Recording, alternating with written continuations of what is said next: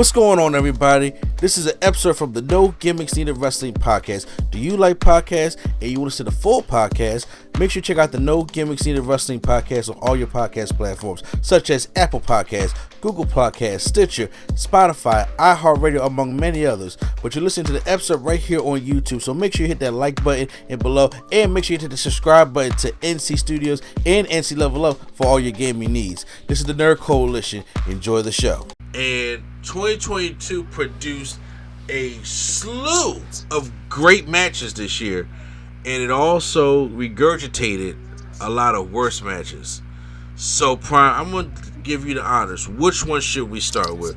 The best matches of 2022 or the worst matches of 2022? The worst. The worst?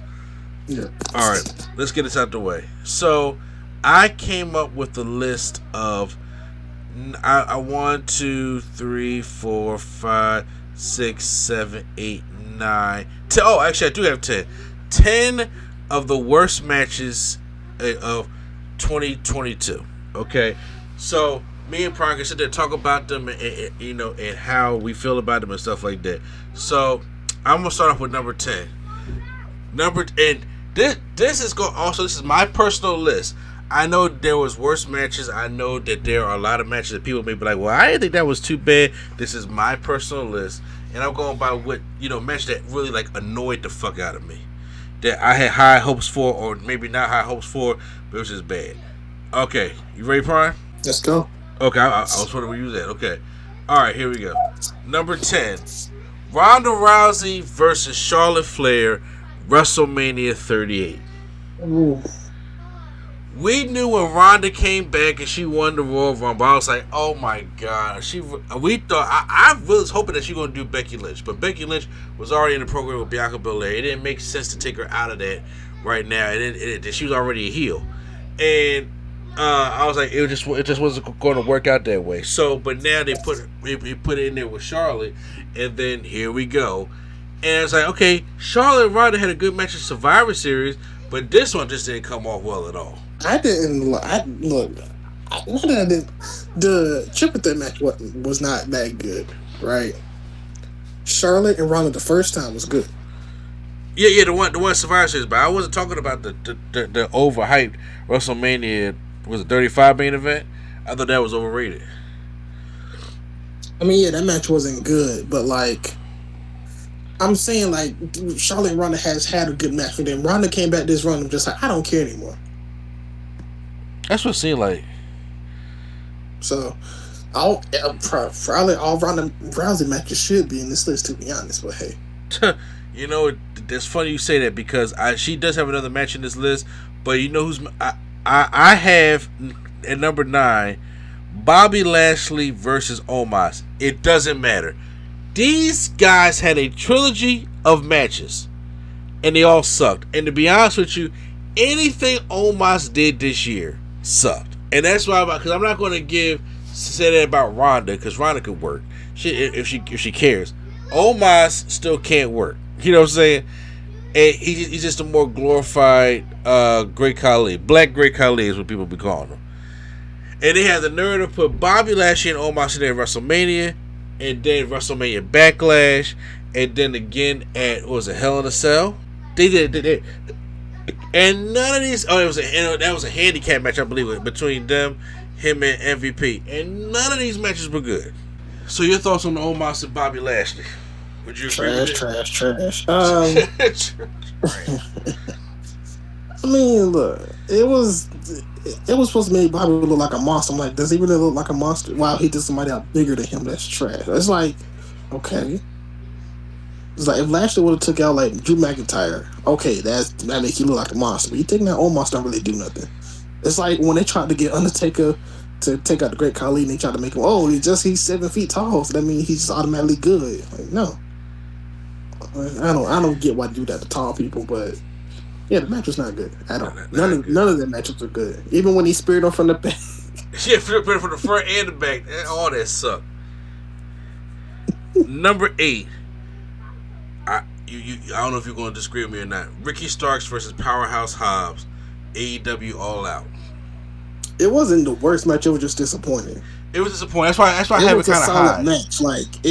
it was a solid match. Like it's not the worst piece of garbage we ever seen. Other matches is worse than that, but it was definitely underwhelming by the build. Yes. Yeah, and I felt as though that out of all the stuff that it got time on that show, this should have been the one to get some time, and it got barely enough time. But they had a way much better lights out match on Rampage, so I recommend going to check out that matchup opposed to the all out match, especially when it came to the story behind it.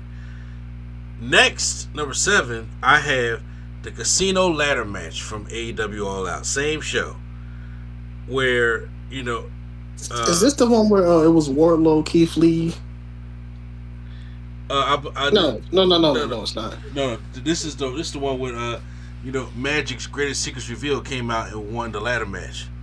Oh yeah, no, yeah. Yeah, okay. Yeah. When the whole Furk in my day, he just said, "Well, up there, just grabbed the chip." I said that show as a whole was iffy. Minus the MJF stuff, that whole show was iffy.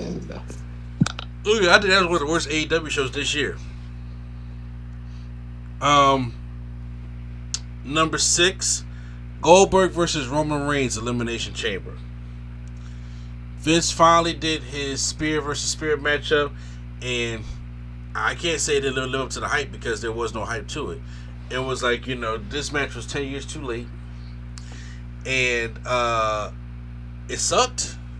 Goldberg matches generally do just suck now. It's hard to get a decent match out of this guy who's old and who just cannot work anymore. And this is coming from a guy who was a huge Goldberg fan, and that match just did not resonate with the fans, and nobody cared. It ended at like below 6 minutes after Roman just choked Goldberg out. So the end. Waste of Roman's time. Waste of Roman this time. What did Bret Hart have to say about the match?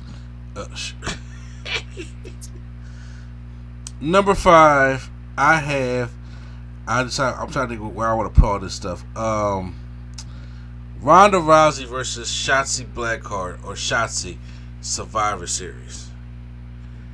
This match should have been. Huh? Well, you think it should be higher? This match should be lower because this match was not supposed to be you would think Charlotte and Ronda would be a good match to be flopped. This match is like, okay. Like, it flopped. I don't really. No, I guess it's just me, maybe. No. I mean, I feel like, in other words, nobody had no expectations for this match going in the first place. I get it. Yes, it's not like it's like we were thinking this match was gonna be 1 star and it was like half a star. It's like, okay. So yeah, but still bad. Number 4, I have the New Day versus Brawling Brutes WrestleMania 38. I have this on here. Had a match? Huh?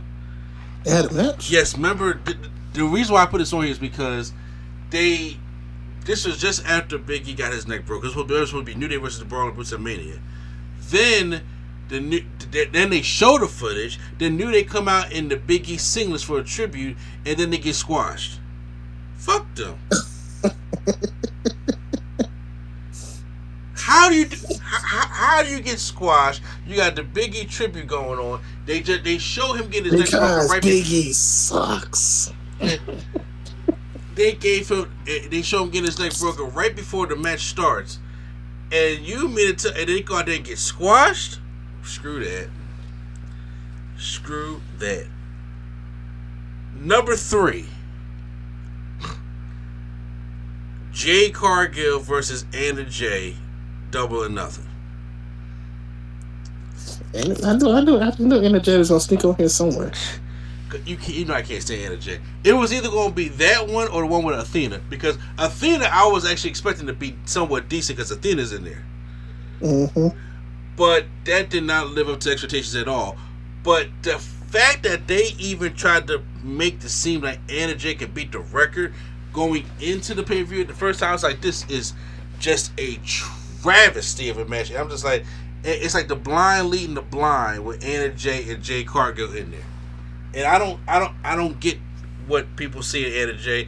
I'm not an Anna Jay fan. Like I said, I like Ty Conti more than I like Anna Jay. I know what you're looking at, but still, I'm just like, yeah, me personally, I wasn't feeling that. Would you agree with that? Or would you have put the Athena match on there?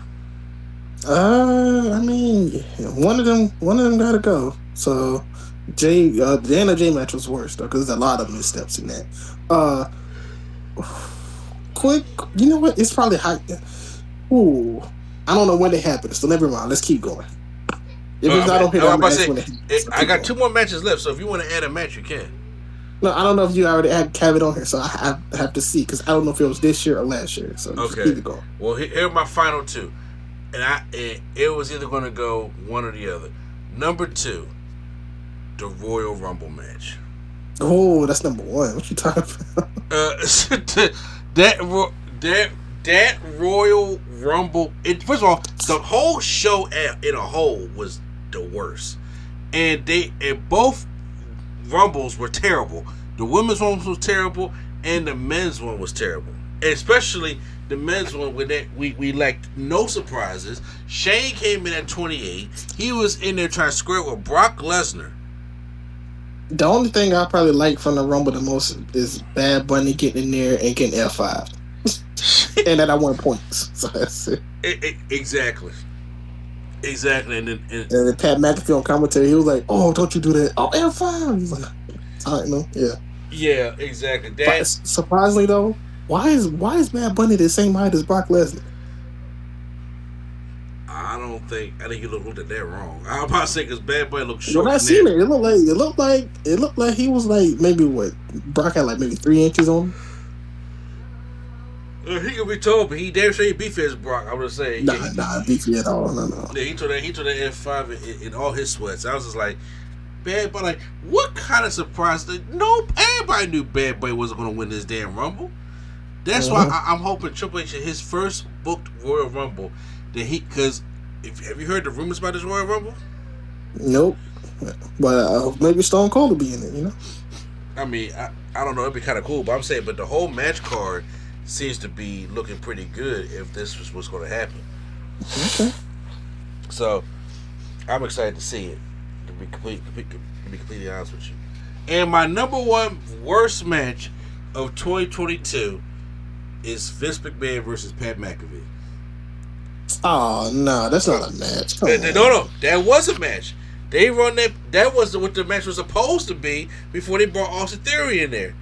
And then he wanted to go in there. He rung that bell, and it wasn't no rocking air rolling where he just went in there and rocked by 6 seconds. They had a fucking 5-minute match or 3-minute matchup where Vince does terrible offense, and he goes and does the punt kick with a football. The Pat McAfee, who has to sell for this guy. Like it with the worst possible offense there was, and Stone Cold tried to come out there and save the damn thing, and Vince delivers the worst stunner known to man in wrestling history to Vince McMahon. That whole thing sucked. It was an ego-driven thing that did not need to happen. After Pat McAfee already had a decent match with a dope entrance with Austin Theory right before that. Mm-hmm. It didn't need to happen. Just like the Rumble, when you put the McMahons in there and in charge, they fucked the things up. Shane fucked the Royal Rumble up, got fired. Vince messed up this whole segment. Even Austin couldn't save it because he messed up the stunner. Oh, I mean, was it hilarious? Sure. Was I dying, laughing, and crying? Sure. Did I want to see it over again? They didn't want to show me the replay? Sure. But that still does not change the fact of how the worst match of 2022 is Vince McMahon versus Pat McAfee. And thank God they got somebody, because people was actually talking about some Vince versus Pat. I was like, that would be dumb in itself. Thank God Theory can go in there and Pat can hang with Theory opposed to McMahon. There's a match that you didn't name, but I don't know if it happened this year or last year, but I'm gonna think it happened this year. I don't know. Which match I Britt forgot? Baker versus Thunder Rosa. Yeah. See, here's the thing. That was bad, but I was sitting debating like at Revolution. I was sitting thinking like, was it worse? Because I was like, maybe I should have some honorable mentions, but you can't really call them honorable when it's the worst. Because I was like, was it worse than Ronda Shotzi? Was it worse than? Yes, it was.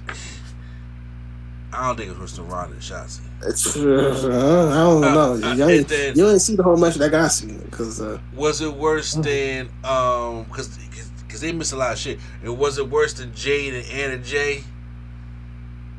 Jade and Anna Jay they were just not connecting. This Britt Baker and Thunder Rosa match, like they was going in slow motion. It was like they was hitting and like the hits was just like nothing. And it's like oh, I'm gonna do an arm bar on you, but I'm not gonna hold your arm. I'm gonna just act like I'm holding it. And like you can tell there's no contact at all, but you're still gonna sell it. And you know, stuff like that. You know the problem with that is? The problem is that they had a great match the year before. Yeah, but I think that because that's the match Thunder Rosa had a boo boo face, meaning like she knew she wasn't gonna win. You can tell in the picture she wasn't gonna win. Oh, okay. Mm-hmm.